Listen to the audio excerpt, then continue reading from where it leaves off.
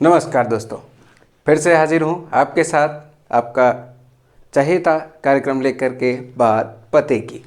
आज बात पते की में हम ये जानने वाले हैं online classes versus offline classes, which one is best. दोनों में से कौन सी अच्छी क्लासेस होती। मेरे एक स्टूडेंट ने अभी कुछ दिन पहले मेरे से सवाल किया कि सर ऑफलाइन क्लासेस एक प्रोफेसर के तौर पर, एक टीचर के तौर पर आपके लिए ऑनलाइन क्लासेस ज़्यादा बेहतर हैं आप या ऑफलाइन क्लासेस। और साथ ही साथ उसने टेक्नोलॉजी का भी हवाला दिया, क्योंकि आप इंजीनियर हैं तो आप यदि तकनीकी शिक्षा की बात करते हैं, टेक्निकल एजुकेशंस पर आने की बात करते हैं, तो साथ ही साथ एक तरफ है आपके पास चैलेंज टेक्नोलॉजी का और दूसरी चीज़ है कि दोनों में से बेस्ट क्या है, उस पर एक निष्पक्ष जवाब देने का। देखिए, पहली बात तो ये डिपेंड करता है आपकी साइकोलॉजी पर कि आपको दोनों में से किस पे ज़्यादा अच्छा लगता है क्लास अटेंड करने में, पहली चीज़। दूसरी चीज़, दोनों के अपने अपनी जगह पर अपने फ़ायदे और अपने अपने नुकसान हैं। ये बात तय आपको करनी है कि आपके लिए कौन सा बेस्ट होगा। ये जब हम फ़ायदे और नुकसान को डिस्कस करेंगे उसके बाद आप अपने आप एक कंक्लूज़न तक पहुंचेंगे कि दोनों में से बेस्ट कौन सा है। तो चलिए बताते हैं ऑनलाइन और ऑफलाइन क्लासेस के फ़ायदे और अपनी अपनी जगह पर इनके नुकसान क्या क्या हैं। जब से ये कोविड का दौर शुरू हुआ, वहाँ पे आपने देखा कि सारी की सारी क्लासेस, चाहे वो स्कूल हों चाहे वो कॉलेजेस हों, सब के सब ऑनलाइन आ गए।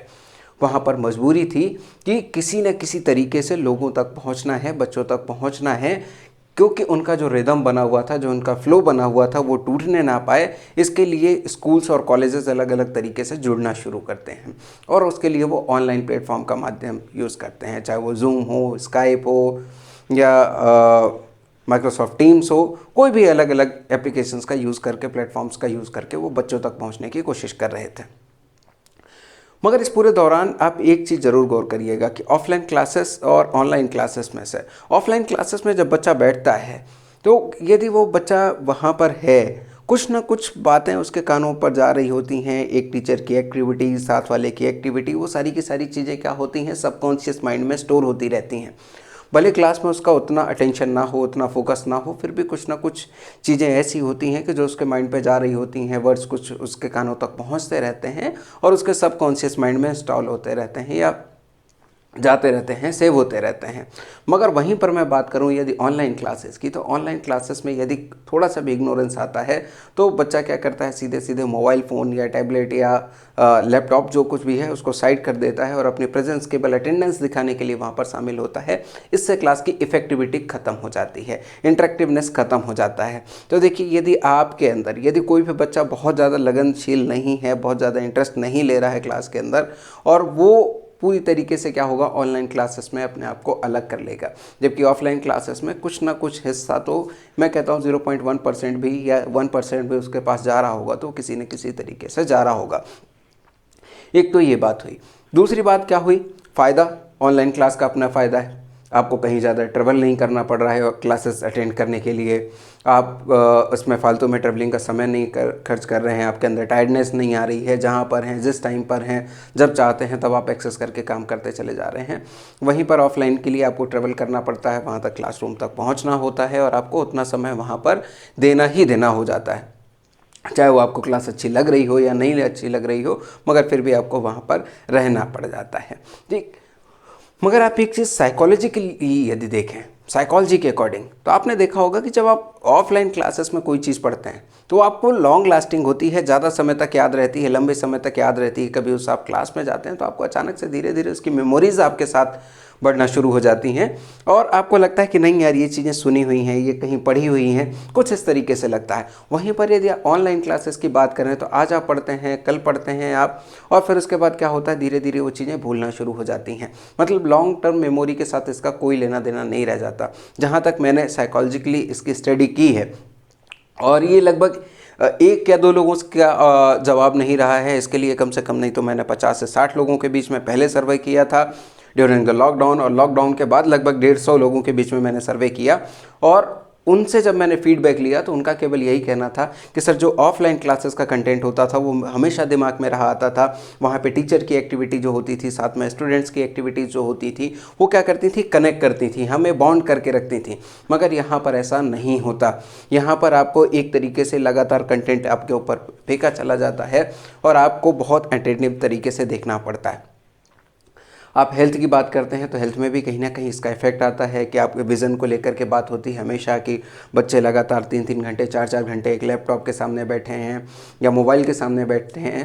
तो इससे क्या होता है कि उनके अंदर उस चीज़ का एक तो एडिक्शन होता है, दूसरी चीज़ जब आपका आइज़ का कंसंट्रेशन इस तरीके से होता है तो कई बार बच्चों को हेडेक जैसी कुछ प्रॉब्लम आने लगती हैं, आंखों से पानी आने जैसी कुछ समस्याएं होने लगती हैं।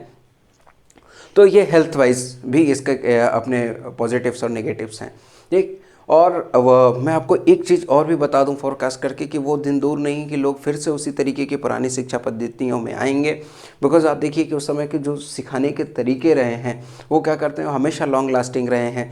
और आप अपने दादाजी से और बाकी लोगों से पूछिए उस समय टेबल्स, आज आप अभी हम नॉर्मली बात करें कि एक इंजीनियरिंग स्तर का बच्चा, एक फार्मेसी स्तर का बच्चा, एक मैनेजमेंट प्रोफेशनल्स MBA का बच्चा, यदि आप उनसे आज के डेट में जाएँ टेबल पूछने की बात करें तो टेबल उनको याद नहीं होगी। इतने लेवल की मेमोरी हमारी नीचे जा चुकी है।